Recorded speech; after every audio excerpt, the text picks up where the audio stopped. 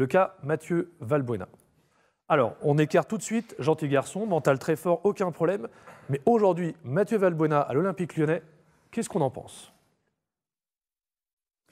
Robert, la patate chaude. Non, mais Le temps que vous trouviez, on a encore un dessin de Valentin qui nous dit Valbuena est hors cadre de l'Olympique Lyonnais. le problème, C'est un peu ça quand même. Hein. enfin, pour moi, bon, c'est pas les qualités du joueur. Je sais pas. Je suis dans l'explicatif parce que j'ai l'impression que ce joueur n'est pas fait pour l'OL.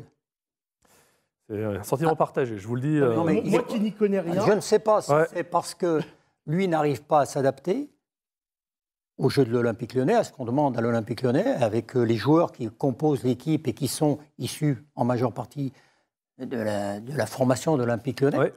ou c'est un joueur que, justement, les joueurs de l'Olympique Lyonnais, les résidents, les cadres. n'aiment pas jouer avec lui. Parce que ça peut aussi, moi je dis, c'est arrivé, hein, et c'est arrivé encore pire, des fois même. Hein? Non, mais franchement, moi qui n'y connais rien, j'étais avec Je sais pas. Mon excellent ami Razik Brick, et je lui disais, mais pourquoi c'est lent? Pourquoi il casse le jeu? Parce qu'il me fait du tuto, Oui, il essaie de m'apprendre. bien sûr. Et j'ai dit, mais pourquoi il...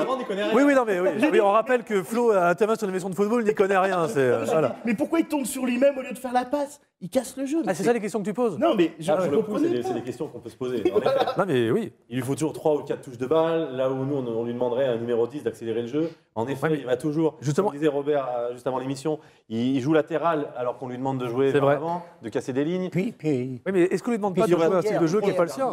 Ou tactiquement, je pense que tactiquement, Bono avait choisi délibérément de jouer bas, parce que c'est le comportement des joueurs.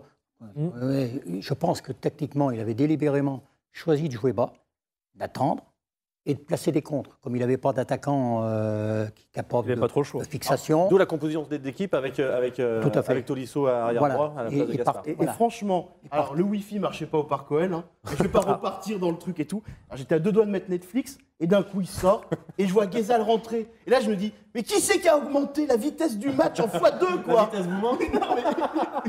Ça allait vite un coup. Et c'était beau.